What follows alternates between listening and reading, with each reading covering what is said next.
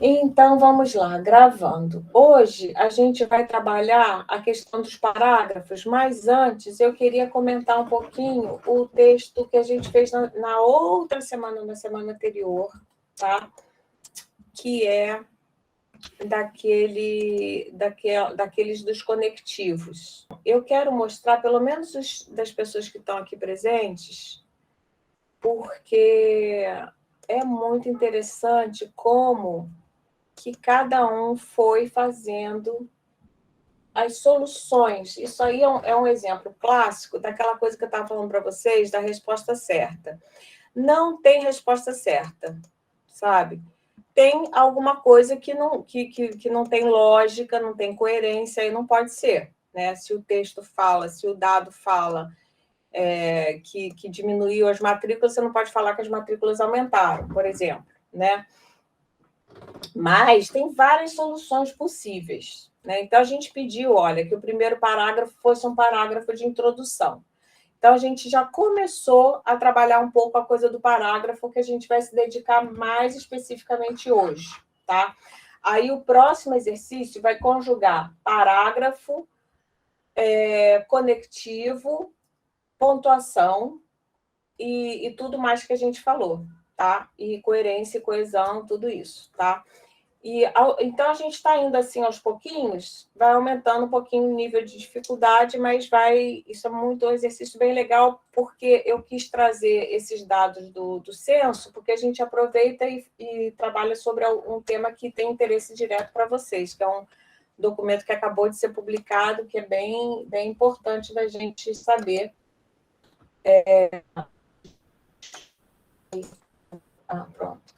Então, vamos lá. Olha, o censo escolar, como é que ela organizou o primeiro parágrafo dela? O censo escolar é uma pesquisa nacional realizada pelo INEP, Instituto Nacional de Pesquisas de Estudos e Pesquisas Educacionais Anísio Teixeira, com o objetivo de trazer dados e diagnósticos sobre a educação no Brasil. A pesquisa coleta dados de escolas públicas e privadas. O INEP é uma autarquia vinculada ao Ministério da Educação. Aqui eu não comentei nada, Ana, mas é sempre importante, isso aqui você pegou de algum lugar, né? Então, quando a Peguei, gente... professora, botei a referência lá no final. Entendi. Aí, olha só, então vamos fazer o seguinte, vamos pegar essa referência lá do final.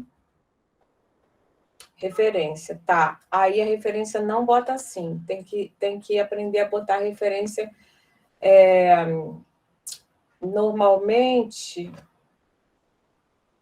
Não sei como é que a gente indica, tem que pensar isso aqui, não sei, tem que estudar como é que faz. Para a gente botar aqui, entendeu? Normalmente é Brasil, tal, não sei como é que indica. Um site do MEC, não sei como é que indica, tem que estudar isso aqui, tá? Mas aqui você já tem que botar saber que esse parágrafo aqui foi feito a partir de uma consulta desses dados que você pegou, tal. Aí, então, ela faz esse parágrafo que deu conta perfeitamente do que a gente precisa, que é introduzir o tema. Aí depois vem o censo escolar em 2020. Aí eu botei a garota, essa vírgula entre sujeito Aí, a e minha dúvida. predicado não Eu pode. tava com dúvida, eu botei nos dois, depois apontou aqui também. Essa também não! Veja se encaixa em alguma das situações que a gente comentou na aula passada. Então, olha só, isso aqui é legal da gente ver, não tem problema nenhum, isso aqui é uma coisa que escapa mesmo. Eu volto e meio escapa, assim, sem querer, a gente escapa. Mas qual é a dica? É vocês ficarem atentos, avisados, entendeu? O objetivo dessa disciplina é vocês ficarem avisados dos erros mais comuns. Ei, Lourenço, você estava sumida, apareceu, que bom. Dos erros mais recorrentes, para vocês ficarem ligados e na hora de fazer a revisão, olha, peraí, essa vírgula aí é entre sujeito e predicado? Quem sabe explicar por quê, quem é o sujeito, quem é o predicado aqui? Por que não pode ter essa vírgula? A gente já sabe, entre sujeito e predicado não pode, mas por quê? Quer dizer, por que a gente não sabe? É porque é proibido, a gramática manda e a gente tem a lei que a gente obedece. Mas por que aqui tem um sujeito e um predicado? Alguém sabe? Acho que vocês estão com dificuldade nisso, não? Em saber o que é sujeito e predicado? Fala para mim, gente, para poder ajudar vocês. Eu não lembro o que é. Olha, quando a gente fala assim, o censo escolar em 2020 apontou que tá. Aí eu falei que não pode botar essa vírgula aqui, porque essa vírgula separa sujeito e predicado, e a gramática proíbe a vírgula entre sujeito e predicado. Vocês entendem direito que isso aqui é um sujeito? O censo escolar em 2020? O que é um sujeito? O que é o sujeito da oração? Quem pratica a ação? Exatamente. Né? No caso, a ação qual é? O apontamento do censo escolar de 2020? Não, a ação é apontar. Não é? A ação é o verbo, é apontar. Quem apontou? O censo escolar. O censo escolar. Então, o censo é sujeito. Tá? Então, pensem nessa dica do Lucas. O sujeito é quem pratica a ação. Se o verbo é apontar, quem é que apontou? A gente pergunta para o verbo, quem apontou? Apontou o quê? Que a taxa de aprovação, tudo isso aí é objeto do verbo. O verbo apontou, alguém apontou, né? Apontou alguma coisa. Esse alguma coisa que foi apontar, alguma coisa foi apontada, né? O que foi apontado é o objeto da ação de apontar, sofreu a ação de apontar. Por exemplo, eu vejo a TV, eu sou o sujeito, né? E a TV é o objeto. Esperamos que seja assim sempre, né? Mas eu posso fazer uma oração onde a televisão é o sujeito e eu sou o objeto. Quem consegue fazer uma oração assim?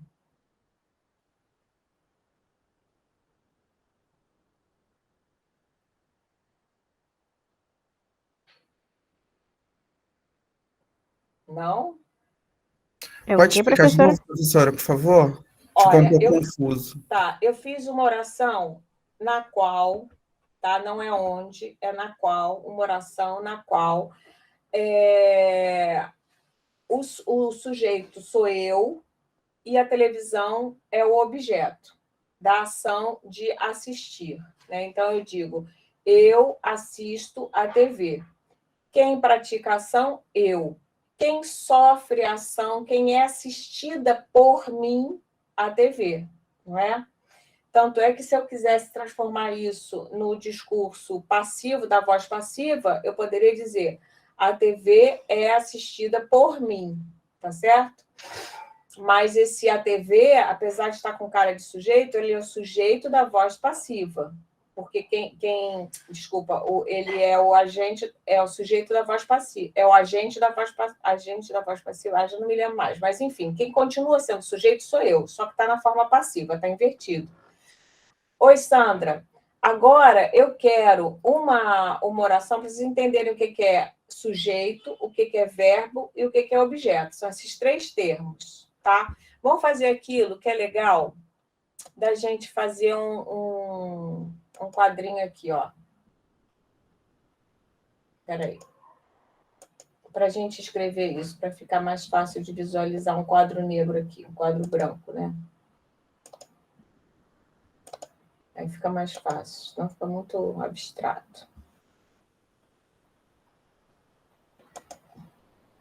Olha lá, eu fiz uma oração que é assim, eu assisto a TV, né? Onde o eu... Ah, que droga, eu queria rabiscar aqui, eu não posso rabiscar, mas tudo bem.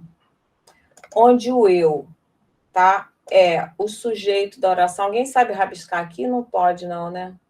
Acho que só no... Você pode usar, professora, o marca-texto ali em cima.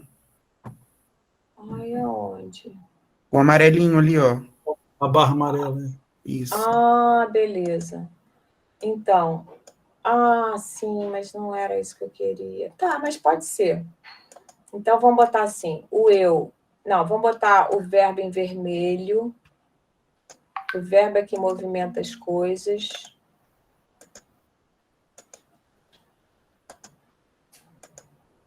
Ai, que droga, agora eu não sei tirar isso aqui. Ah, pronto. O eu tá. Então, o verbo é eu assisto. Quem assiste? Eu. O eu é o sujeito e a TV é o objeto, tá? A TV sofre a ação de ser assistida por mim, tá?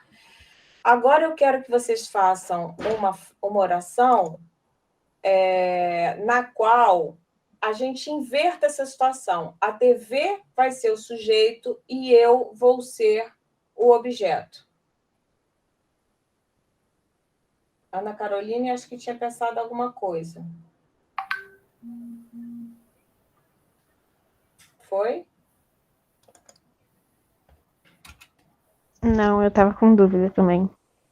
Ninguém Mas- pensou? Mas eu posso mudar o verbo? Não. Pode mudar o verbo. A TV passa a novela que eu assisto, que eu vejo? Não. Não. Você tem que ser objeto da TV. Tem uma música que tem uma frase. Uma Ai, não música. sei, é um pouco confuso, professora. Não é A nada TV. confuso, é maravilhoso, é crítico, é uma coisa que leva a gente a filosofar sobre uma coisa muito importante. Eu posso ser objeto da TV? Professora, Fala, Laís. consegue me explicar de novo? Tá tendo culto aqui do lado, eu não tô conseguindo ouvir direito. Ai, pobrinha. Olha só, quando essa oração aqui, eu assisto a TV, o que acontece? Para a gente nunca mais errar a vírgula entre sujeito e predicado, para a gente entender direitinho o que é sujeito, tá? Então, o Lucas deu uma ideia. O sujeito é quem pratica a ação. Para a gente saber quem pratica a ação, a gente tem que localizar o verbo. A gente localizou, botou em vermelho, tá? Aí, vamos fazer o seguinte, a gente vai fazer o sujeito, vai ser... De que cor vai ser o sujeito? Que cor vocês querem o sujeito? Azul? É amarelo. Amarelo. O sujeito é amarelo. Ai, vou botar laranja, tá? E o objeto vai ser azul. A gente fez essa regra aqui, tá? Agora, então, o que acontece? Se assistir TV. é o verbo, né? Quem assiste é quem pratica a ação, portanto, é o sujeito. Sou eu. Eu assisto a TV. A TV é um objeto. A TV, ela sofre a ação. Ela é assistida, tá? Ela é assistida. Por exemplo, por exemplo, aqui tem uma cadeira. Se eu empurro a cadeira, né, o que eu estou fazendo? Eu pratico a ação de empurrar, não é isso? Quem sofre a ação? A cadeira é empurrada por mim, ela não faz nada. Sou eu o agente dessa ação. Eu movimento a cadeira, porque Tá. eu sou sujeito. Isso é muito importante, porque a gente é sujeito histórico, a gente é sujeito da história, né? Agora eu quero uma oração onde a gente invirta isso, onde a TV seja o sujeito. A TV transmite a notícia para mim. Pode ser, pode ser. A TV, pode ser. Agora, o para mim, o que aconteceu? Ele é um objeto, mas não é um objeto direto, mas pode ser também, tá? A TV transmite. Pode ser, professora. Transmite o quê? A novela? A novela, o filme, ou a... Para mim, tá. Aí aqui, peraí, deixa eu ver, vamos mudar aqui, né? Transmite, a gente botou em azul, em total, em vermelhinho assim, tá? Transmite a novela. Aí, o que aconteceu? A gente aqui tem dois objetos. A TV aqui passou a ser sujeito da oração, porque ela transmite, tá? O que é transmitido pela TV? A novela. Então, aqui a gente tem uma coisa muito interessante. A gente tem dois objetos, um que é direto e outro que é indireto, tá? Por que esse daqui é indireto? Porque ele tem o para, tem uma preposição antes. Ela transmite, então, esse verbo aqui, ele é um verbo transitivo, tá? Porque ele pede um complemento, é diferente de dizer a TV morreu, a TV pifou. A TV pifou é um verbo... a gente aproveita e aprende isso aqui, quer ver? Ó? Isso é bem legal também. Isso aqui é a estrutura clássica da formação da sintaxe, né? Então, esse verbo é um verbo transitivo direto, Direto. tá? Aqui, o verbo o transmitir, nesse caso aqui, ele é um verbo, vou botar assim, verbo transitivo direto e indireto, porque ele tem 2 objetos, tá? Agora, vamos tentar fazer uma oração. Vou botar aqui em vermelhinho o verbo. Vamos tentar fazer uma oração onde eu, no caso, vai ser... vamos ver como é que vai ficar, né? Onde eu sou o objeto direto. O que a TV pode fazer comigo? Se eu falar que a TV caiu em cima de mim. É indireto, porque tem a preposição. Mas que ação a TV pode fazer diretamente a você? Vamos lá. Olha, eu vou fazer para vocês, tá? Que é uma música. A TV.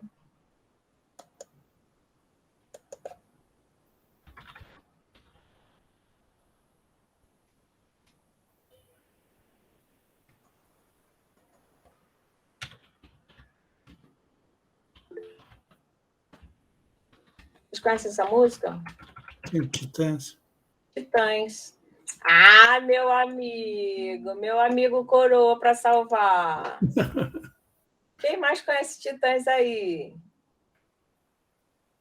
Alguém? A TV me deixou burro, muito burro demais. E agora todas as coisas que eu vejo me parecem banais. iguais. Eucrides, fala pra mãe. Vê se me entende pelo menos uma vez, criatura, né? Então, Professora, fala. desculpe interromper, mas depois a senhora poderia dar um exemplo com uma outra frase? Posso sim. Você quer uma outra frase de que tipo? Olha só, só um instantinho. Parece que a TV deixou a gente sem opção, sabe? Sim, não tem muito. E há outras frases. Porque é isso, tá, a TV é muito vago, porque eu não consigo pensar em outras coisas. Não, gente, mas olha aqui, olha, a brincadeira que eu quero que vocês sintam é quem é objeto e quem é sujeito, tá? Dá para entender que a TV passou a ser sujeito da oração? Ela é que age sobre mim? Eu posso escrever assim. Quer ver? Olha. A TV. Por que a TV não pode ser sujeito? Age.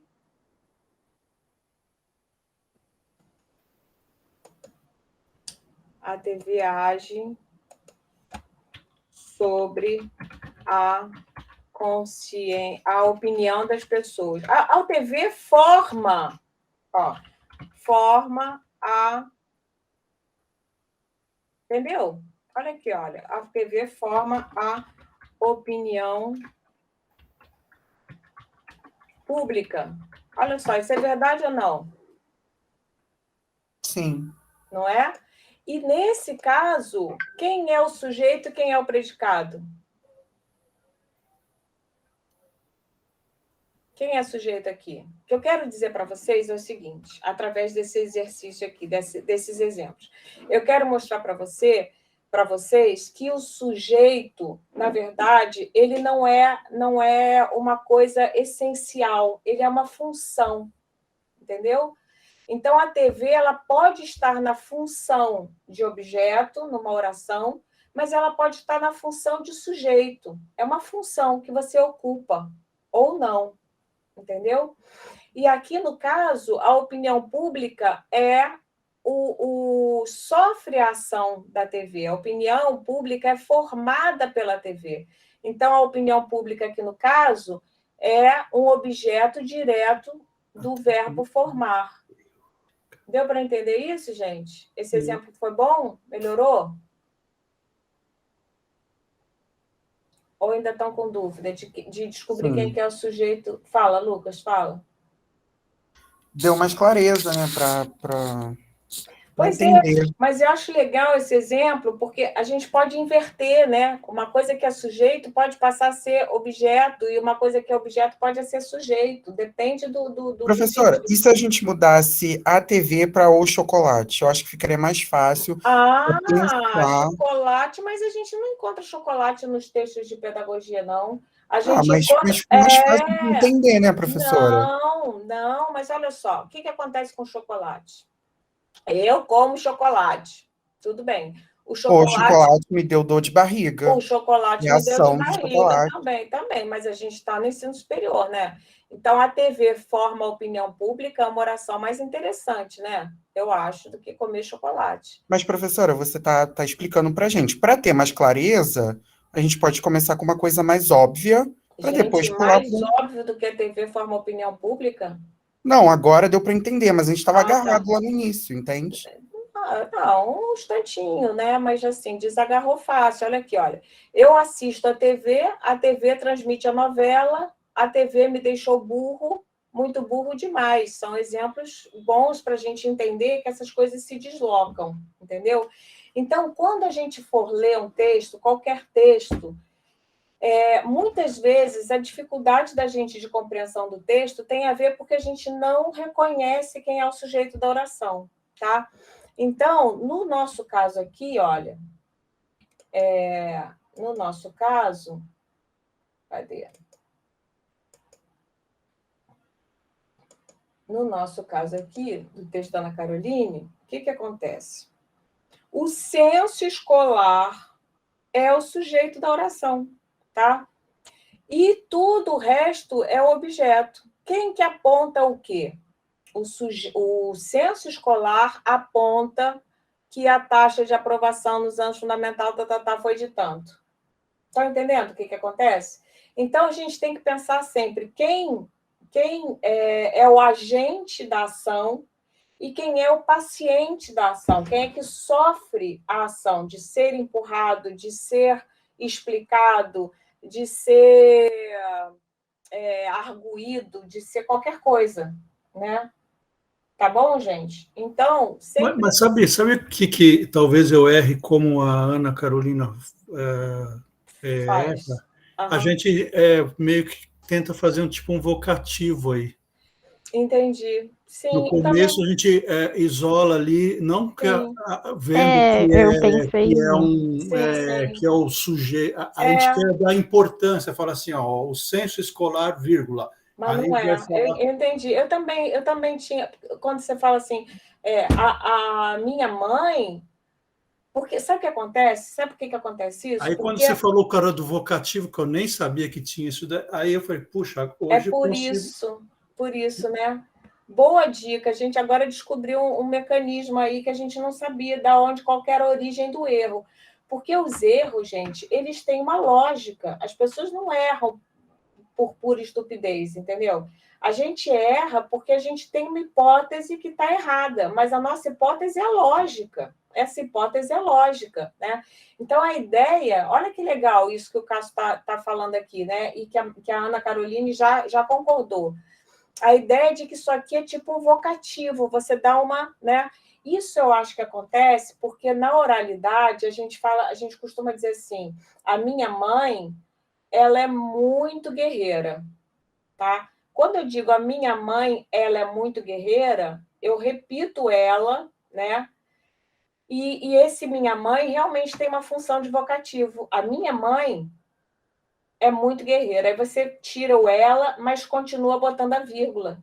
Entenderam o que eu falei? Ou não? Então, como é que a gente vai separar o que é vocativo e quando é vocativo e quando que é o... Então, o vocativo, ele tem a ver com o imperativo, né? No caso da Rosinha, Rosinha, meu amor. Não tem verbo depois. Não Rosinha... tem verbo, o negócio é o verbo. O negócio é o verbo. E não dá para decorar assim.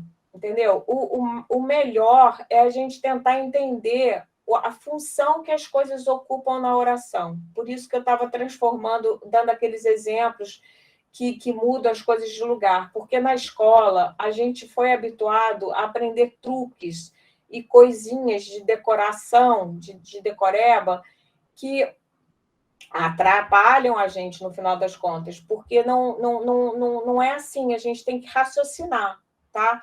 Então, eu acho que a melhor forma de raciocinar é, na dúvida, localiza o verbo, vê se aquilo é um sujeito, entendeu? Como é que a gente vê o sujeito? Quem é que aponta? O senso escolar. Aí você fala, epa, estou diante do sujeito da oração.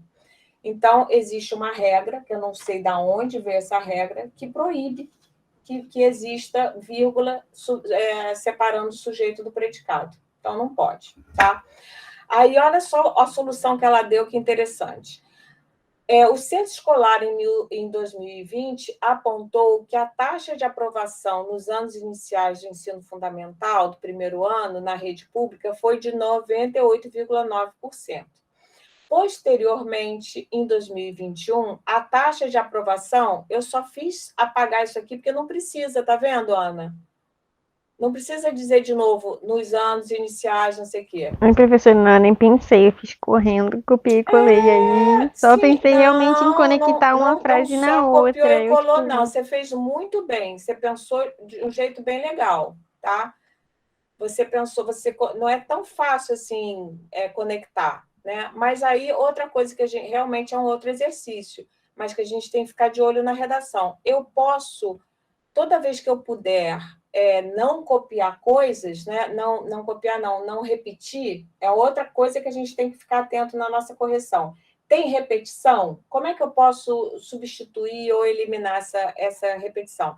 Aí, qual foi a minha sugestão? A gente elimina isso aqui e fala para esta mesma etapa de escolaridade, né? Foi de 97,3%. Portanto, isso aqui que era importante para esse exercício e por isso que eu achei que ficou bom, tá? Portanto, ocorreu uma redução de 1,6 ponto percentual entre um ano e outro. Foi a primeira nos últimos 5 anos. Aí ficou assim, e o outro foi a primeira. Aí eu sugeri o que não ocorria nos últimos 5 anos, né? Porque aí, com o que o que também é um conectivo, tá? Aí aqui eu mexi mais um pouquinho. Por outro lado, eu sugeri, ao contrário, assim damos.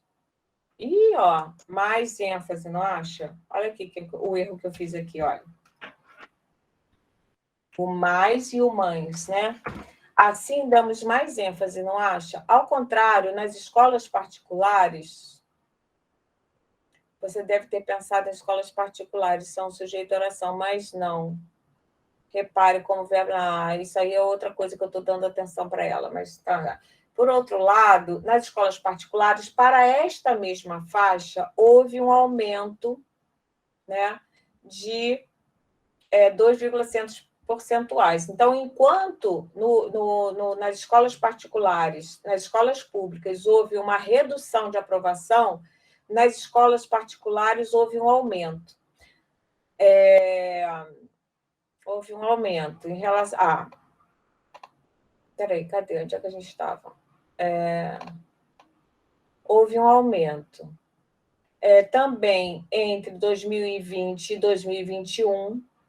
Enquanto na rede particular o índice de abandono caiu de 2,8 para 0,2, na rede pública houve um aumento de 0,6 para 0,9.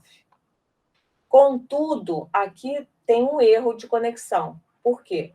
Porque esse conectivo não serve nesse caso, tá? Porque o contudo apesar de e tal, não. Porque aí a gente vai começar um outro tema. Em relação ao ensino médio, para os jovens de 15 a 17 anos matriculados, os dados de abandono caíram de 7,1 em 2019 para 4,4 em 2021. Por outro lado, enquanto em 2019, 77% dos jovens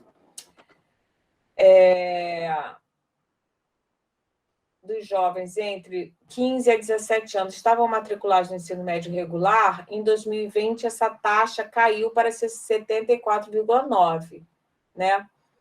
Já em 2021, houve aumento do número de jovens de 15 a 17 anos que estavam frequentando etapas anteriores, ou seja, ensino fundamental, tal. Ou seja, os meninos passaram a ser retidos no ensino fundamental. Portanto, olha a conclusão que legal. Portanto, pode-se afirmar que, sem vírgula, porque esse que é um pronome relativo que conecta na oração adjetiva. Ele é um sujeito aqui. Pode-se afirmar que a educação pública mostra números inferiores a cada ano que passa com o aumento da evasão escolar, menores taxas de aprovação e aumento da formação após a idade escolar. Muito boa conclusão. Tá? Agora vamos ver um outro exemplo. Eu achei muito. A gente não vai poder ver todos, mas deixa eu ver aqui. É muito legal a gente ver como tem várias possibilidades interessantes. Olha aqui, olha. Vamos ver o da Sandra, que a Sandra passou a limpo o dela, para a gente não mostrar. Mas o da Sandra ficou muito, muito legal. O seu também ficou muito legal, Ana. Olha aqui, olha. O censo escolar é coordenado pelo INEP e realizado em regime de colaboração entre as secretarias estaduais e municipais da educação. Vocês estão vendo que a maioria foi na mesma fonte para buscar esse. Eu também fui lá, tá? Com a participação de todas as escolas públicas e privadas do país. Esse país não tem letra maiúscula. Se trata de uma pesquisa estatística declaratória realizada anualmente pelo tal. Aí tem a fonte, que não é assim que se referencia, não sei como é que é. Em 2000, olha como ela... assim, o que é escrever bem, gente? Escrever bem é a gente conseguir, a gente tem que ter sempre isso em meta.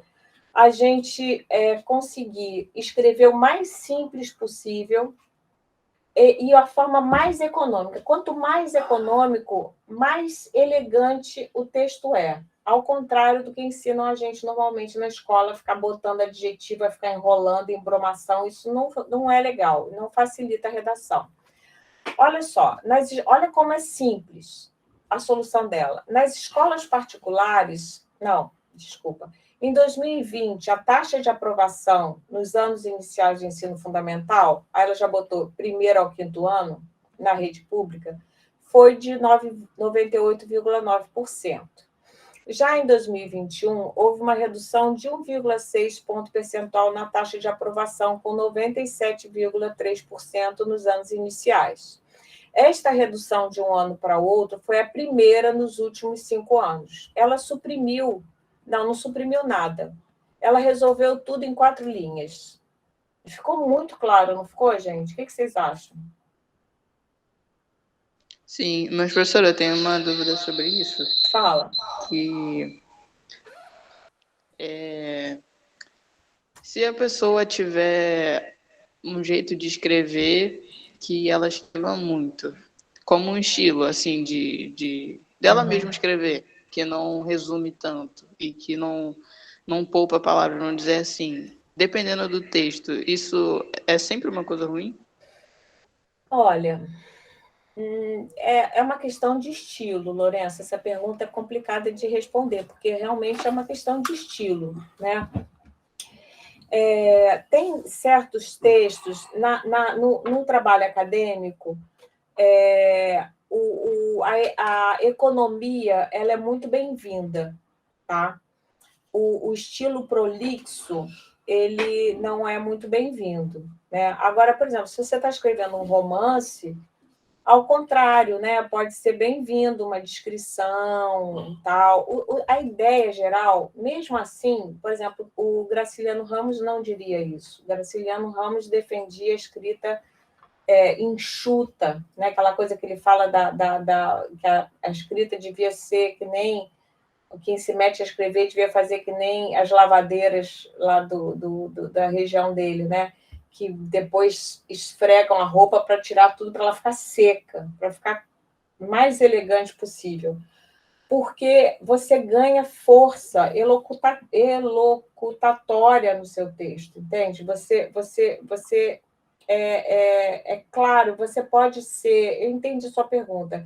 Quer dizer, sim, tipo, se você fala de emoção, não é legal você ser mais explícito, você ser mais prolixo? Claro, mas desde que você não repita ideias, que você não... Às vezes também você pode fazer uma repetição com estilo, isso pode ser bonito, também é possível. Também é possível. Sei lá, a resposta depende do estilo. Mas no texto acadêmico e também no texto literário existe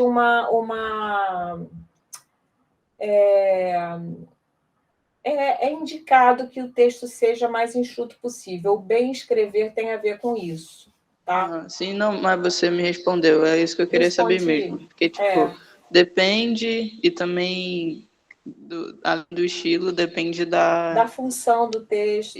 Exato, do objetivo do texto. Agora você vê, eu achei de uma elegância, eu fiz um parágrafo muito maior, entende? Ela cortou um monte de coisa.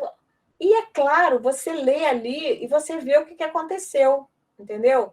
Você vê que de 2020 para de 2021 para 2020, de 2020 para 2021 houve uma diminuição, as crianças se aprovaram menos, né? E mais do que isso, essa outra informação ela ganhou um destaque por conta dessa economia que ela conseguiu dar ao texto dela. Essa redução de um ano para o outro foi a primeira nos últimos 5 anos. Isso é grave, né? Por quê? Porque a gente vinha sempre melhorando os níveis de aprovação dos alunos. Aí, de 2020 para 2021, houve uma queda. Os alunos reprovaram, né? E aí, no exercício dessa semana, a gente vai ver que esses dados têm a ver com o efeito da pandemia, do Covid, na educação pública brasileira, que não tomou as providências que deveria ter tomado, né? Nosso Ministério da Educação, nosso governo federal não tomou as providências que deveria ter tomado, que outros países tomaram numa situação de pandemia, que deveria ter colocado mais dinheiro para a educação para solucionar os problemas da falta de aula e tal, né? Fala, Ana Caroline. A tarefa dessa semana também se encaixa como tarefa de conectivos, né? Também. Então, tá? Nas escolas particulares... Aí, olha só, aí o segundo parágrafo. Então, esse parágrafo aqui, a gente agora vai começar a olhar a coisa dos parágrafos, né? Primeiro parágrafo, uma introdução, porque você não pode começar a falar dos dados sem saber de onde os dados vêm, óbvio, né? Esse primeiro parágrafo aqui fala da aprovação no ensino fundamental na escola pública. O segundo parágrafo vai falar sobre a aprovação nas escolas particulares. O que acontece? Nas escolas particulares, ao contrário, houve um aumento na taxa de aprovação dos alunos do 1º ao 5º ano de 2,6 pontos percentuais de 2020 e 2021, enquanto o índice de abandono caiu de 2,8 para 0,2. Por outro lado, nas escolas públicas, nesse mesmo período, a taxa de abandono aumentou de 0,6 para 0,9. A gente vai ver hoje, fazendo essa coisa dos parágrafos, que esse tema aqui das escolas públicas deveria ter ido para o parágrafo anterior, né? Porque aí a gente dedicava esse aqui todinho ao tema da escola pública e esse aqui da rede privada, né? Aí agora o terceiro entra um outro tema, que em 2019, dos jovens de 15 a 17 anos que estavam no ensino médio, 7,1% abandonaram sem concluir. Porém, em 2021, o abandono sem concluir baixou para 4,8%. Então, teve menos gente no ensino médio que abandonou a escola. Por outro lado, em 2019, 77% dos jovens nessa faixa, podia economizar aqui, botar nessa faixa para não ficar de novo 15 a 17%. O problema, Lourenço, é quando a gente repete as coisas. Isso é muito chato para o leitor, né? Porque cansa, estavam matriculados, mas em 2021 essa porcentagem diminuiu. E nesse mesmo ano houve um aumento do número de jovens que estavam frequentando etapas anteriores. De certo que vimos dados importantíssimos coletados pelo censo através do INEP, índices de baixos aproveitamento e aumento de abandono escolar, principalmente nas escolas públicas, esse enquanto é muito bom da gente usar também. Nas escolas particulares houve algum progresso. Tá? Então, achei uma solução boa, esse aqui ficou um pouquinho truncado ainda, mas foi uma solução boa, e eu fiquei especialmente feliz com o trabalho da Sandra, porque a Sandra está aí, né? Tá. Tô, professor, tô aqui. Porque a Sandra, nos textos, isso é muito interessante, nos textos da escrita de si, ela escrevia pouco, assim, pouco, né? E aí a gente percebe que essa economia dela é útil para esse outro tipo de coisa, que ela tem ela é boa no pensamento lógico, nos conectivos. Isso é interessante, né? A gente também pode ser melhor para uma coisa e para outra, entendeu? Então, achei um caso interessante. A gente poderia ficar aqui comentando todos os casos, mas não dá. Esse aqui foi o texto que eu trabalhei na aula hoje.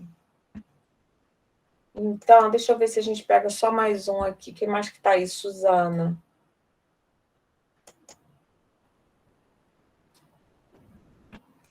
Vamos ver só mais o da Suzana que está aí também. O último. Aí a gente vai para o... E eu fiz um outro exercíciozinho para vocês também. E quem quiser fazer, tá, gente? Não é obrigatório, não, mas assim, quem está curtindo, porque dá para aprender bastante coisa fazendo esses exercícios. Que tem eu vou mostrar para vocês depois. Olha só, o Instituto Nacional...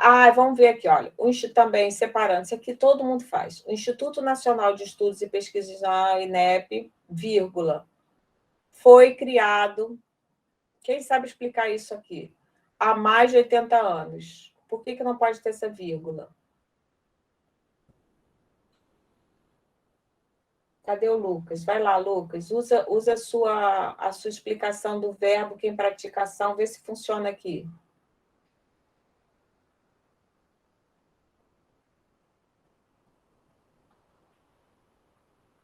Ninguém? Já estão cansados dessa história? Não. Então, quem é que foi criado? O Instituto. O INEP foi criado. Então, o INEP... é sujeito e ele não pode ser separado do dedicado. Tá? Aí, aqui, ela foi mais longa nesse parágrafo, que ficou bem legal. O INEP foi criado há mais de 80 anos e tem responsabilidade de atuar nas ações educacionais, organizar. Ele é responsável pelo censo escolar, que é o principal instrumento de coleta de dados. Quando a gente faz citação direta, a gente tem que ficar prestando atenção nisso. Depois eu vou trabalhar com vocês o texto da cartilha de plágio da UF, tá? Se a gente pega a informação do site e não bota entre aspas, se a gente faz a transcrição literal, isso é plágio, tá? Então tem que tomar cuidado aqui. Não sei se foi o caso, tá? Agora vamos ver a solução dela, que é interessante. Olha, em 2021, a taxa de aprovação nos anos iniciais do ensino fundamental na rede pública foi de 97,3%. Por isso, a redução de 1,6% entre um ano e outro foi a primeira nos últimos 5 anos. Aqui tinha que ter comparado outras coisas que ficou faltando aqui, tudo bem. Mas aqui, olha, o índice de abandono nas escolas particulares foi de 0,2%. Já entre 2020 e 2021, o índice de abandono cai, O que eu queria mostrar para vocês é o seguinte, como a gente pode ter soluções muito diferentes, e aqui no caso dela, mais extensa, né? E que dá certo também. Né? Você pode ser mais curto, pode ser mais... Tem várias soluções possíveis. Né? Então, eu acho que é um exercício bem bacana. Acho que vocês já cansaram disso aqui, eu também estou cansando um pouquinho. Vamos para os parágrafos.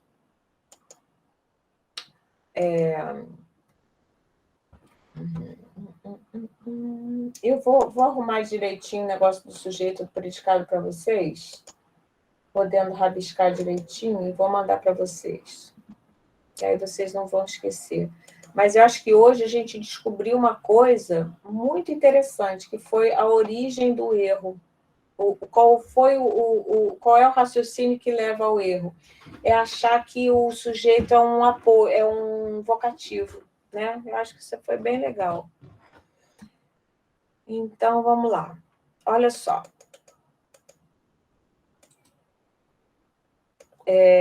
Esse texto eu fiz para os meus alunos, eu trabalhei muito esse texto com os meus alunos no cursinho de admissão onde eu dava aula.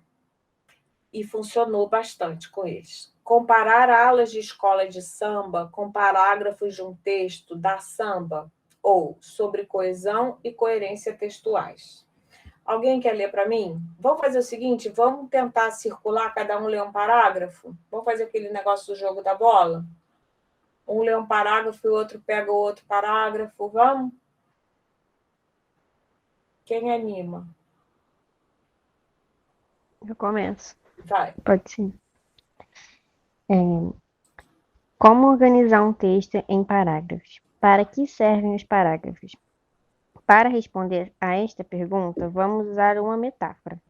Metáfora é o recurso da comparação para se expressar melhor. No nosso caso, vamos usar a organização do desfile das escolas de samba como metáfora da organização dos parágrafos de um texto. Será que tem mesmo uma semelhança? Será que esta metáfora dá samba? Quem quer continuar? Ai, gente, lê alguém aí, por favor. Cássio, se anima. Lourenço. Com certeza, você já deve ter visto alguma vez na sua vida, se não muitas, um desfile de escola de samba, seja em casa, pela TV, ou seja ao vivo, na passarela do samba. Quem viu sabe muito bem como transcorre o espetáculo. A escola desfila de forma bem organizada, dividida em diversas alas, que são grupos dentro da escola, formando uma unidade em si.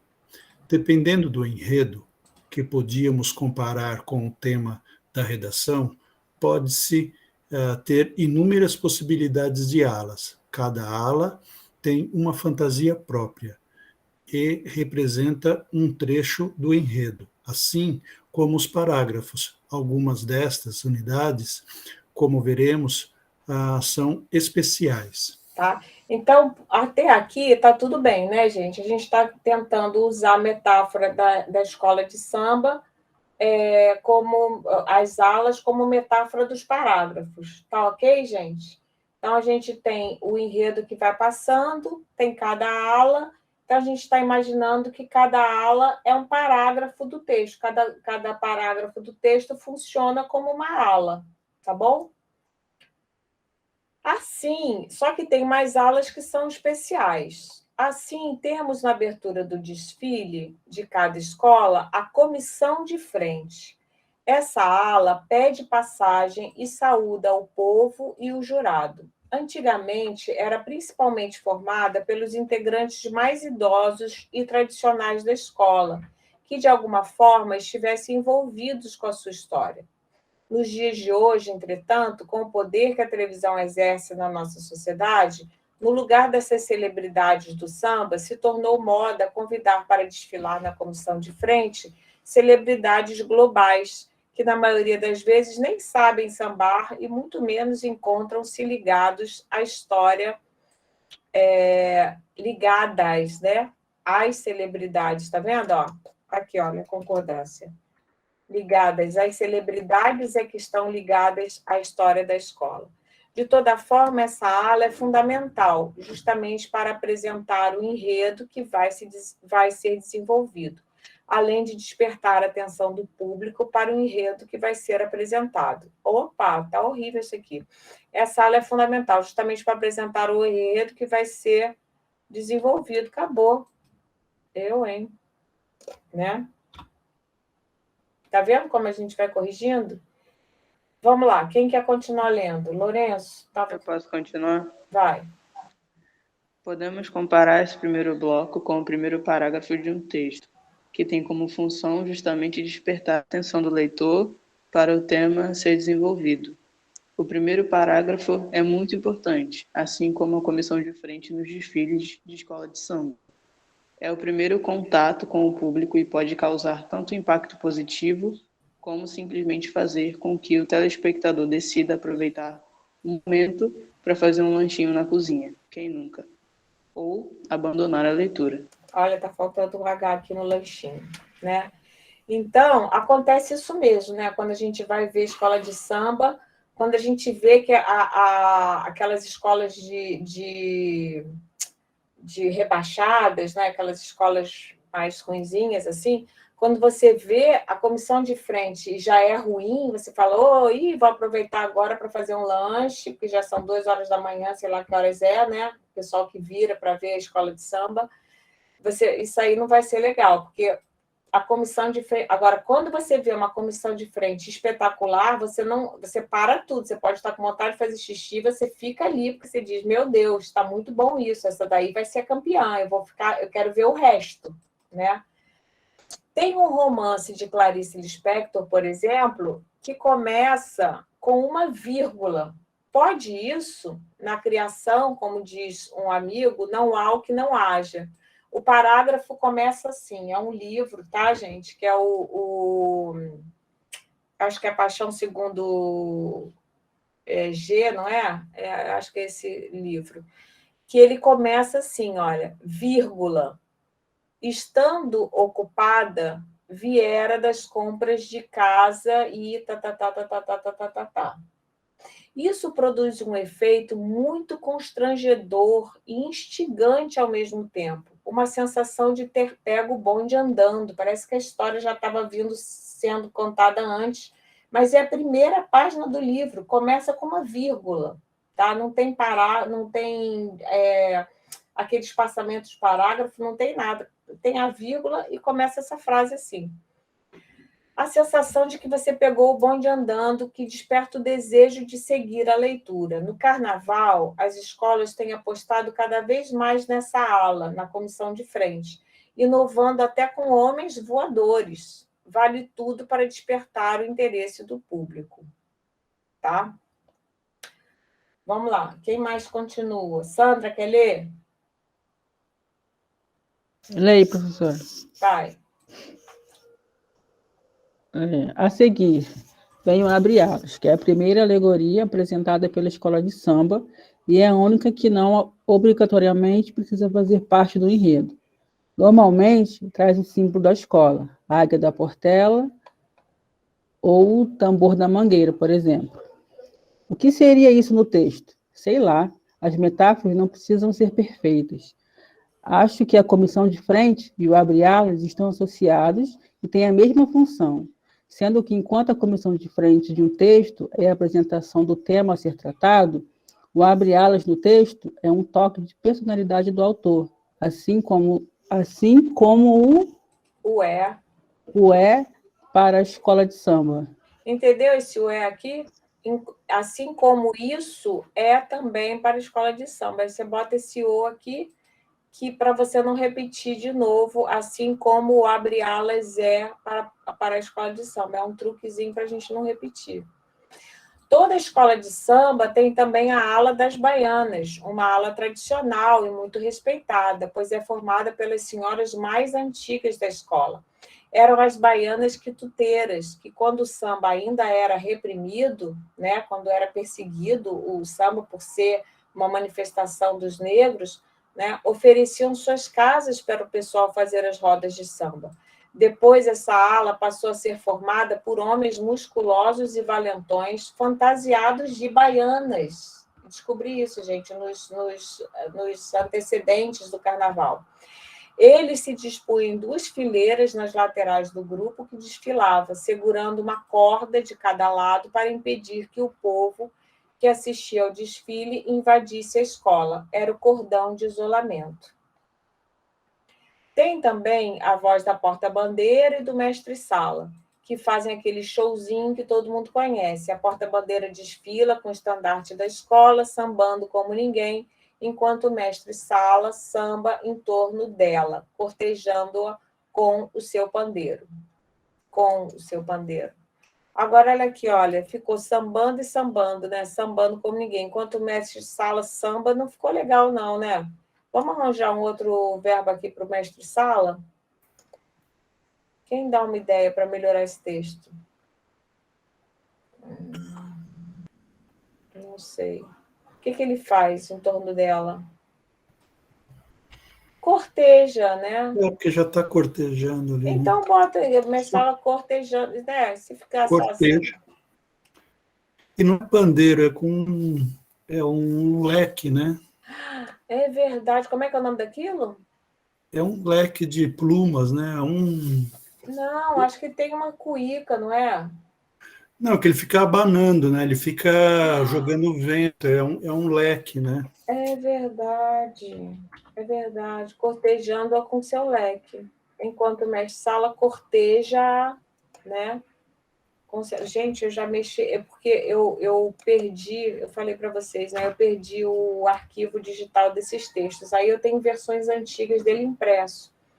Aí eu redigitei, melhorei e tal, mas enfim.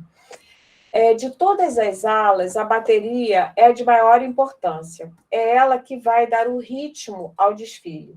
A ala da bateria, mas é uma ala também, né? Entra mais ou menos no começo do desfile, sendo a única ala que não precisa ala de novo, olha, sendo a única, isso aqui a gente pode evitar repetição, sendo a única que estaciona num local pré-determinado, de onde vai tocando e marcando o enredo. Depois de todas as alas desfilarem, algumas delas com carros alegóricos, é a bateria que fecha o desfile, sendo a última ala a passar na avenida. Quando a bateria silencia, o desfile chegou ao fim. Em geral, a bateria tem uma rainha ou madrinha, que pode ser uma mulher da comunidade ou uma famosa do asfalto. No texto, o que garante o ritmo do texto, a gente chama de fio condutor, um elemento que atravessa todos os parágrafos como uma linha, alinhavando, conectando, fazendo a costura de um parágrafo ao outro, sem perder o fio do tema central. Isso dá coesão ao texto, não pode deixar buraco entre uma ala e outra. Então, essa coisa do buraco, eu quero que vocês, no próximo exercício, fiquem ligados nisso. Sabe quando a gente tem um desfile e fica um buraco entre uma ala e outra? Uma ala vai rápido e a outra não chegou ainda? Isso tira ponto, né? Vocês estão ligados nisso, né? Eu não sabia, mas é muito interessante você estar falando. Tira ponto, entendeu? E como é que a gente faz isso no texto escrito? Se vocês forem ver aqueles exemplos que a gente viu antes, todas elas, a Ana, a Suzana e a Sandra, elas usaram conectivos também para conectar um parágrafo ao outro, para não deixar buraco, entendeu? Isso dá coesão ao texto. O texto fica costuradinho, fica uma colcha coesa. Na construção de um texto, a gente tem uma ideia, um assunto para contar, um enredo. Se tomarmos o presente texto como exemplo, o objetivo geral é justamente a comparação entre parágrafo e alas de escola de samba. No primeiro parágrafo, procurei despertar o interesse e anunciar o tema de uma forma criativa e não com uma daquelas frases feitas, como, por exemplo, ai, que bom, Suzana, trabalhou o texto de filosofia desse jeito, que bom. Uma frase feita do tipo, olá, eu vou falar para vocês sobre os parágrafos, e assim começa a minha redação. Isso aqui eu escrevi porque o objetivo aqui são as crianças, né? Mas a gente acaba fazendo uma coisa parecida, sabe? Tipo assim, então, Agora vocês usam muito então para começar a coisa. Não pode, entendeu? Nem por e-mail vocês devem fazer isso. Então, professora, não sei que. Não pode começar assim, tá? A não ser que você queira produzir um efeito estiloso, assim como a Clarice Lispector, mas num texto acadêmico não pode começar assim. Quem é Clarice? Essa autora, Clarice Lispector. Desse texto que a gente está lendo? Não, esse texto foi eu que escrevi. A Clarice Lispector é uma autora ucraniana, que até se falou bastante dela agora por conta da guerra na Ucrânia, quando algum ministro, alguém falou que as ucranianas, foi aquela história horrorosa, que as ucranianas eram fáceis porque eram pobres, eram horríveis, não sei o quê, eram todas putas, não sei o quê. Vocês souberam desse escândalo que teve entre os vários, muitos escândalos nesse governo, teve um assim horrível. E aí as pessoas lembraram da Clarice Lispector, que nasceu na Ucrânia, mas viveu no Brasil, escreveu um monte de textos lindos, um monte de livros muito legais. Então, na construção de um texto, a gente tem uma ideia, um assunto para contar. Se tomar, no primeiro parágrafo, procurei evitando aquilo, tipo, olá, eu vou falar para vocês sobre os parágrafos, e assim começa a minha redação. Não pode, isso é muito cafona, né? Lembre-se também que um parágrafo é mais do que uma simples frase, embora até se possa fazer um parágrafo assim. Em geral, o parágrafo reúne um bloco de ideias que se costuram logicamente, formando uma unidade coerente e coesa. No segundo parágrafo, aí eu começo a analisar o próprio texto, né? No segundo parágrafo desse texto, o tema é a função das alas no desfile em comparação aos parágrafos no texto. No terceiro parágrafo, eu falo sobre a comissão de frente, comparando-a com o primeiro parágrafo de um texto. Repare que, nesse parágrafo, eu não comentei mais nada sobre as razões que me levaram a escrever, ou informei sobre o que eu pretendia expor, porque essa questão já tinha sido esgotada no primeiro parágrafo.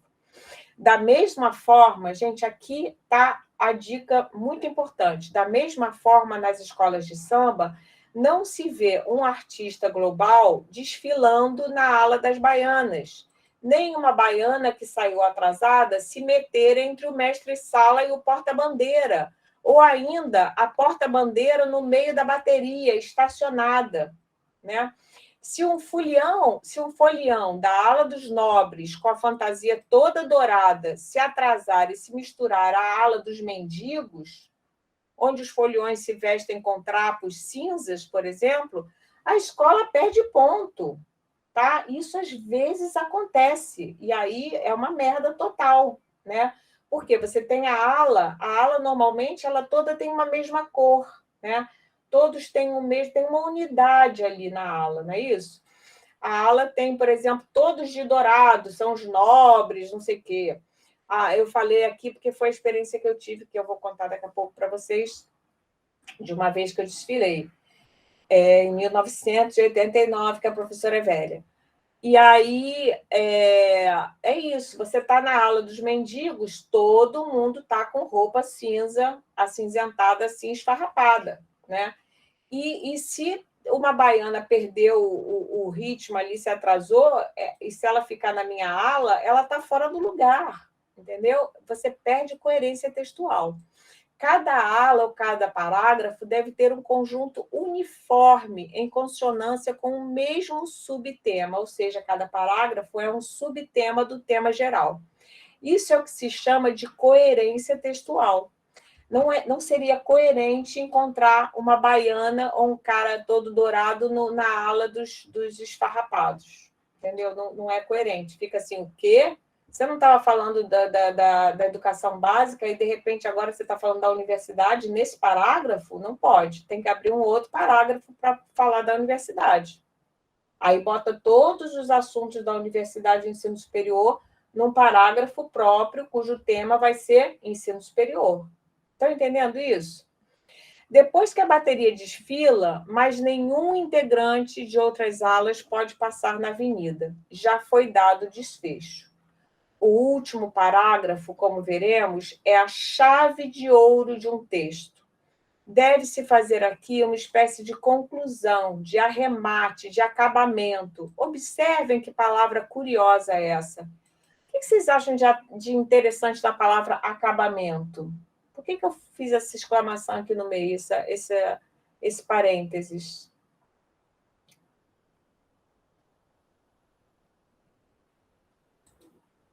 Não acharam graça nenhuma nisso? Fala, Cássio. Não, acabamento é o que faz o que você compra pelo acabamento. Você fala assim, nossa, esse carro tem um melhor acabamento. É o que vai vender realmente o teu texto, né? Exatamente. E, ao mesmo tempo, tem a ver com acabar, né? Porque é a conclusão, né? Mas o acabamento é aquilo que envolve, que dá aquele aspecto geral de bacana, né? Dá um acabamento. Olha quantos sentidos tem essa palavra, né? E vai vender o seu texto. Você que é de publicidade sabe isso melhor do que eu, né, Cássio? A bateria chega à praça da apoteose, faz suas últimas evoluções, dá o melhor de si. O último parágrafo é o lugar da despedida. A boa escola deixa saudade, um certo gostinho de quero mais, uma vontade de gritar de novo, de novo. É muito importante aqui o fator surpresa. Como conseguir produzir esse efeito no leitor através do texto? Né? Como é que a gente consegue fazer esse efeito escrevendo? Certa vez, desfilei numa escola de samba. Foi em 1900 também, né? A professora não pode ser tão velha assim. Foi em 1989, na Beija-Flor, que apresentou o enredo Ratos e Urubus, Larguem Minha Fantasia, sob a batuta do mestre Joãozinho 30. Foram 2 horas sambando na avenida. No momento final do desfile, já na apoteose, vi os primeiros raios de sol brilhando no horizonte do sambódromo. A emoção foi geral. Vocês imaginam isso, gente? Só de pensar eu já me arrepio toda aqui de novo. Porque a escola tinha saído de madrugada, né? E a gente foi assim, dançando e tal. E aí, quando acabou, quando a gente chegou na apoteose, começou a nascer o sol. O sol, assim, bem rente, né? Nascendo, as fantasias brilhavam, a coisa mais linda do mundo. A emoção foi geral. Estávamos todos suados, literalmente transfigurados. As fantasias despencavam, as maquiagens derretiam com suor, mas o recado tinha sido dado. O público aplaudia de pé, cantando. Reluziu, é orolata, formou a grande confusão. Ponto final. Ficou legal ou não ficou esse final, gente? Muito bom, professor. Muito Ficou bom. legal, né? Também gostei. Se eu não me engano, eu estava nesse dia aí. Eu tinha 10 anos, mas eu estava lá. Uau! Eu estudava ali era uma escola. Exatamente, o CIEP, ali, exatamente. E esse enredo marcou, né? Foi assim muito bonito. Foi o Cristo que foi. A igreja não permitiu que o Cristo saísse, aí tiveram que. Cristo foi coberto, né? Foi coberto, foi super emocionante essa aula. Então, assim, vocês têm que criar alguma coisa no final do texto de vocês, não pode acabar assim, então, aí no ensino médio faz assim, pronto, acabou. Não, né? Você está analisando os textos, os dados do censo, por exemplo. Então, tem que fechar com chave de ouro, tá? Aí o nosso amiguinho falou aqui, podia ter comparado também com as procissões que desfilam com os santos. Meus pais já me levaram para ver na cidade de Campanha, em Minas. Eu gostei deste final, apoteótico. Aí a Josi falou assim, foi uma surpresa mesmo, mas achei esse desfile muito longo, não dava para cortar umas alas, não? A Josi quer sempre negócio menorzinho, né? Aí aqui tem uma coisa de... aliás, esqueci de uma palavra aqui, apoteose. Ah, não, já está aqui, né? Para a gente... que seria, né, para vocês, quando vocês trabalharem texto com as crianças, né? Eu trabalhava assim, eu acho que é uma coisa bem legal. Olhem bem essas palavras suspeitas. Esqueci de colocar alguma mais? Tem espaço para isso mesmo, tem espacinho aqui. Você já viu alguma delas em algum beco escuro por aí? Onde? Com quem? Conte da sua experiência com a palavra que você já viu antes. Vamos olhar bem para a cara de cada uma delas e ver se parecem com alguma outra que nos seja familiar. Então, esse exercício sempre da gente pensar assim, A palavra quitandeira, né? Quituteira. Ih, falei errado aqui, ó. Quituteira. Aí a pessoa não sabe o que é quituteira, mas sabe o que é quitute, por exemplo. Então já dá para pensar. Quituteira é a pessoa que faz quitute, por aí vai, né? Perdendo o medo da página em branco. Esse aqui, quem quiser fazer, assim, tem gente que já está, assim, quiser fazer por fazer, tá? Tudo vai melhorando a nota. Observe a estrutura do texto acima. Quantos parágrafos formam esse texto? Numere os parágrafos e dê um título para cada um deles que sintetiza a sua ideia principal. Será que tem alguma baiana perdida em outra ala? Reflita, tá? Então, se vocês quiserem, eu acho que são 16 parágrafos, tentar dar um título para cada um, para vocês podem, no texto de vocês, não precisa nem entregar para mim, tá? Mas se quiserem, para vocês verem que cada parágrafo, ele fala de um tema e não fala de nada mais além daquele tema, tá? Aí, quem quiser escrever, pode escrever. Escolha um desfile de escola de samba que você goste, reveja no YouTube, enquanto estiver assistindo, tente descrever cada uma das aulas. Transforme o enredo, desfile em um texto que conta uma história, mas acho que vocês têm mais o que fazer, tá? Aí, eu vou agora... Tá ok, gente? Ficou dúvida em relação a isso? Do parágrafo? Não, nenhuma. Ficou legal, né? Isso aqui acho que ajuda bem a gente a pensar. Espera aí, deixa eu ver aqui. Pedagogia dos cabelos. Não consigo fechar, não. Consegui fechar. Tá. Agora vamos ao exercício desta semana. Para eu explicar para vocês mais ou menos, porque o exercício é complexo. Mas eu acho que é importante a gente fazer essas coisas.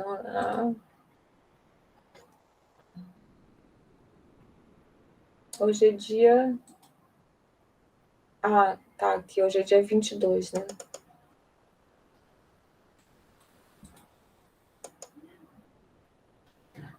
Eu achei outras coisas também. Aliás, fiquei morta de alergia de mexer nesses papéis velhos. Achei outras coisas de pontuação bem legais. Se der tempo, a gente fala aqui hoje ainda. Olha, exercício de redação. Então, assim, esse que eu mandei para vocês. A partir dos gráficos abaixo, publicados em 2022, com os dados do censo de 2021, construa um texto coeso, coerente, bem pontuado e com boa divisão de parágrafos.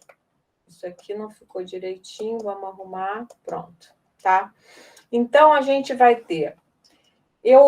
Para não ficar ocupando muito espaço, eu botei os gráficos pequenininhos, mas vocês no celular, onde for que vocês leiam, vocês podem aumentar, tá? Então, a gente tem 4 gráficos, tá? Com dados. No exercício anterior, eu botei as frases, né?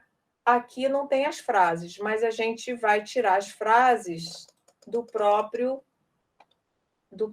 gráfico, tá? A gente vai olhar para o gráfico, por exemplo. Vamos começar por esse gráfico aqui. Pronto, está aqui esse gráfico. O que a gente vê aqui? Olha, esse gráfico fala assim, olha... Peraí, vamos ver aqui, ó.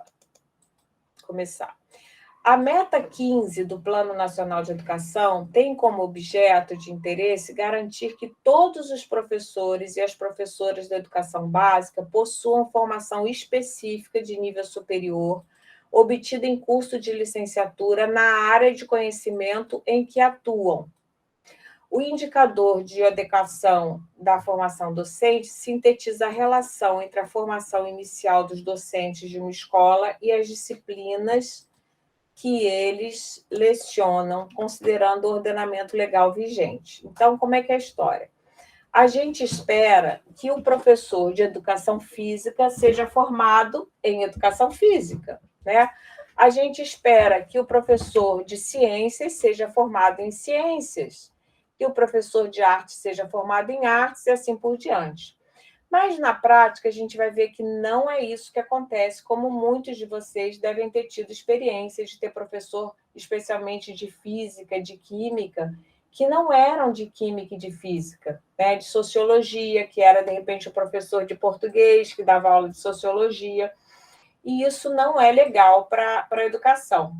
Vocês já tiveram um professor assim, que era de outra área, que dava aula para vocês?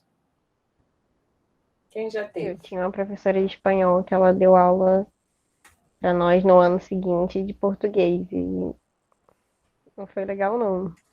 Não é legal, né? Professora de espanhol dando aula de português não é legal, porque ela não é formada para aquilo, tá? Então, a gente vai ver essas cores, aqui tem a legenda das cores, tá? Então, em verde, a pessoa tem a licenciatura ou bacharelado na mesma disciplina que leciona, ou seja, o verde é o ideal, né? Em verde claro, tem o bacharelado, mas não tem a licenciatura. O amarelinho tem a licenciatura numa disciplina diferente. O laranja tem formação superior não considerada nas anteriores. E no 5, vermelho, não tem nem formação superior, tá? E a gente vê que isso é muito mais comum do que a gente poderia imaginar, tá? Então, olha só o que a gente vê. Nos anos iniciais, o que vocês veem aqui? Vamos lá. De cara, assim, no grosso, a gente poderia dizer o quê? A gente poderia fazer uma frase dizendo que nos anos iniciais tem melhor adequação, não tem? Olha lá. Lembra que o verde é adequação boa, né? O amarelinho, a pessoa tem superior, mas não tem a licenciatura.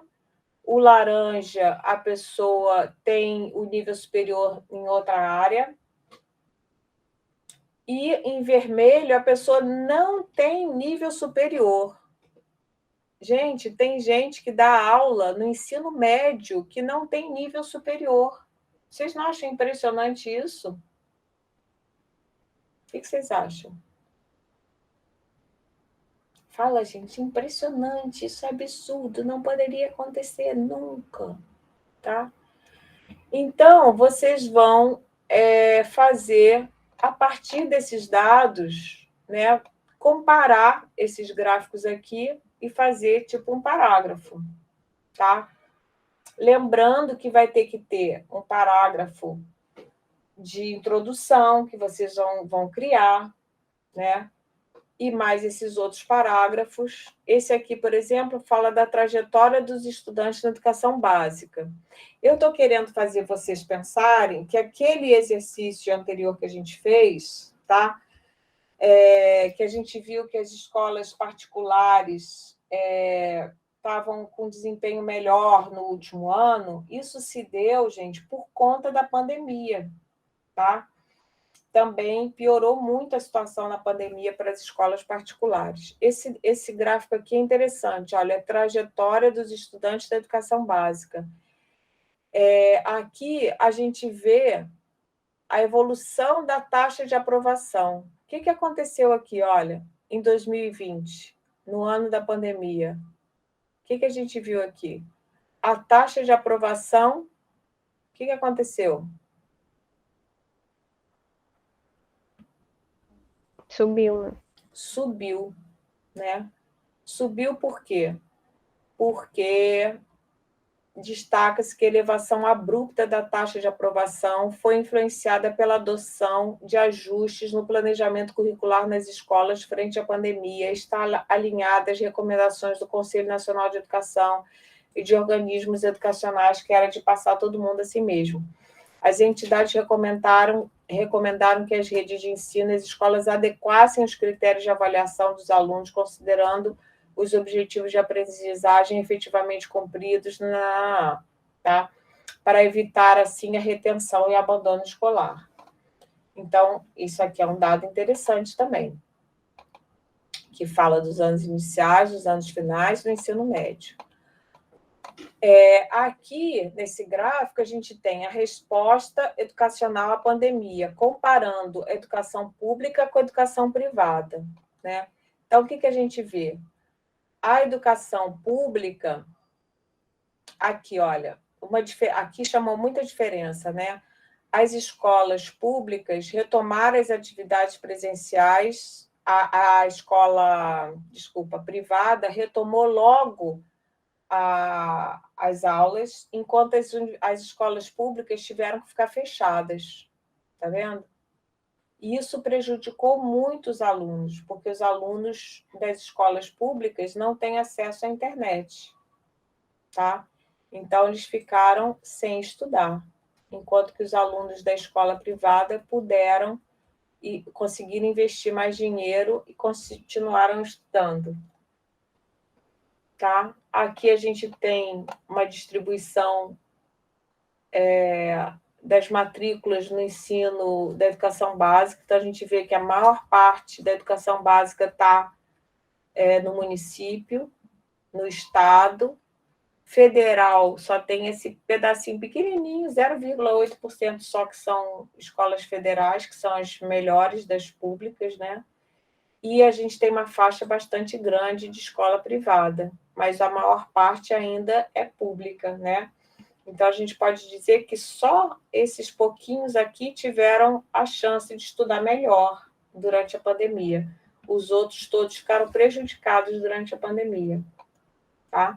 Aqui tem a referência, e aí vocês façam esse trabalho. Deixa eu mostrar mais outro trabalho aqui, peraí. Que eu pulei para vocês, que é esse aqui, ó. Que a gente pode fazer junto até aqui, se vocês quiserem. Eu estou achando que vocês não estão aí. Vocês estão aí, gente? Sim, estamos aqui. Sim, professora. Ai, que bom.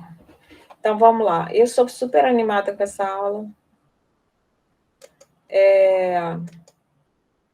Então, olha só, tem exercícios tipo assim, ó, construindo ideias. Complete as orações de maneira lógica, criativa e elegante. Apesar de... João continuou a jogar no celular como se nada tivesse acontecido. O que a gente poderia botar aí? Não está aparecendo na tela. Não tá aparecendo. Desculpa, professora. Eu não dividi. Então, não é obrigado, eu já falei para vocês, não é obrigado a fazer todos os exercícios não, tá, gente? Mas, podendo fazer mais, a gente tem oportunidade de aprender mais, né? Eu corrijo. Ó, apesar de... João continuou a jogar no celular como se nada tivesse acontecido. Como é que a gente podia, de uma maneira lógica, criativa e elegante? Apesar de estar cheio de tarefas, João continuou a jogar no celular como se nada tivesse acontecido. Por exemplo, né? Maria teria participado da Assembleia Estudantil se...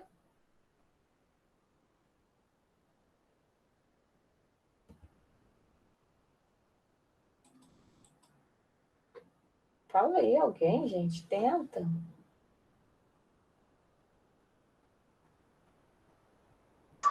Dormida até tarde.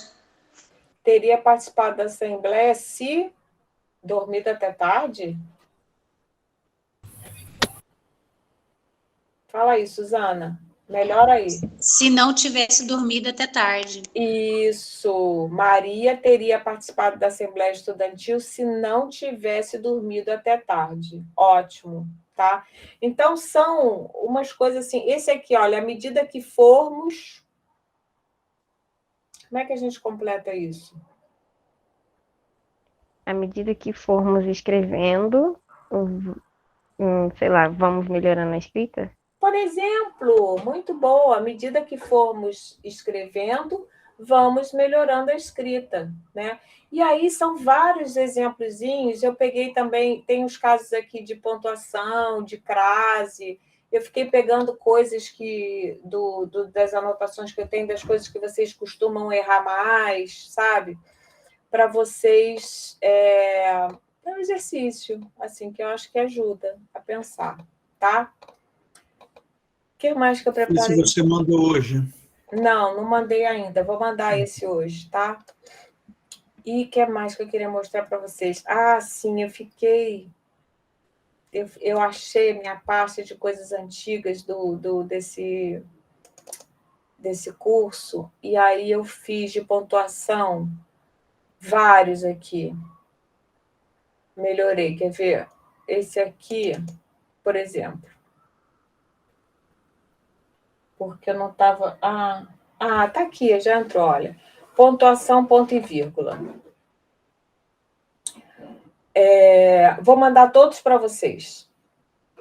Era uma vez um menino que se sentou à mesa da cozinha para escrever a redação. Gente, isso tudo eu que escrevo esses textos, tá? Porque eu adoro escrever. Eu queria contagiar vocês com esse gosto, né? E de escrever, e de reescrever, e de melhorar o texto, e rever, e ver se a vírgula estava certa, se não estava, o que eu posso melhorar aqui.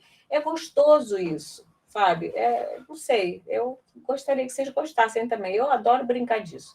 Era uma vez um menino que se sentou à mesa da cozinha para escrever a redação que a professora havia pedido sobre um próspero fazendeiro da região. Na verdade, ele sabia pouco sobre o tal fazendeiro.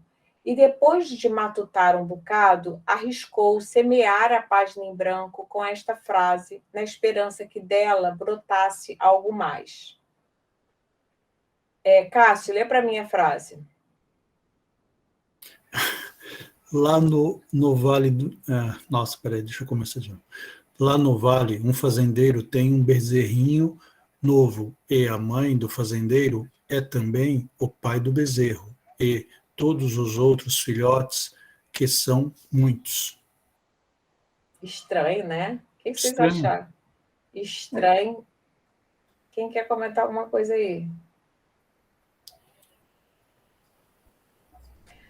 Sua mãe, que refogava o feijão para o almoço, deu uma olhadela e ficou confusa. Só depois de assuntar com o menino sobre o que ele queria dizer, sem querer se meter nos deveres do filho, ajudou-o somente na pontuação. E o texto ficou assim. Ana, lê para gente. Ana, você está por aí? Aí foi. O meu celular deu uma travadinha, eu voltei. Calma aí. Vai. Qual frase? Essa daqui, lá no vale. Lá no vale, um fazendeiro tem um bezerrinho novo e a mãe. Do fazendeiro é o quê? Calma aí. Peraí, de novo. Lá no vale, um fazendeiro tem um bezerrinho novo e a mãe. Do fazendeiro também é o pai do bezerro e todos os outros filhotes, que são muitos. Então, lá no vale, um fazendeiro tem um bezerrinho novo e a mãe. Ponto e vírgula. Do fazendeiro é também o pai do bezerro. Do fazendeiro é também o pai do bezerro. E todos os outros filhotes, que são muitos. Mas depois da conversa com a mãe, o menino continuou, porque a mãe disse que não queria se meter muito no dever dele, né? Mas o menino continuou. Mas aqui na vila não temos nenhuma vaquinha, e para ganhar o pão, minha mãe tem que lavar a roupa do patrão. Tá? Então, a gente diz, nossa, essa mãe disse que não queria se meter nos deveres. Essa mãe disse... Pode ter essa vírgula aqui, gente? Não, não pode. Não. Não pode ter essa vírgula aqui. A professora botou a vírgula entre sujeito e predicado. Vocês veem que é um perigo terrível, como a gente tem que ficar muito atento. Essa mãe disse que não queria se meter nos deveres do filho, mas acabou que deu muita ideia, né? E a Josi, pois eu acho que já na primeira frase, era isso mesmo que ela estava pensando. Quanto esse mundo é injusto, né? Porque o tal do fazendeiro tinha um monte de bezerro e eles não tinham nada, né? Nem uma vaquinha, tinham que trabalhar para o patrão, tá? Então, esse texto aqui é interessante para você ver como é que muda completamente o efeito da oração em função da vírgula, da pontuação. Estão vendo isso? Não é incrível?